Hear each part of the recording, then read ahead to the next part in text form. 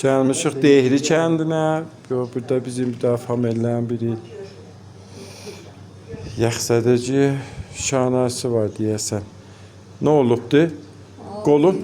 Damarıdır. Nə olubdu? Elə zora düşdü, ağrıyır. Döktürə Aysə gedibsən. Bəli, getmişəm. Nə olub? Hə? Kar vermir heç bir. Qolu aç görə. Atılmır axı. Aç bizə də.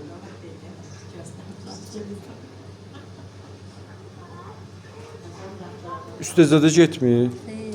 Aşağı vücud dağılırsa. Bir daha bir qolu dəbət.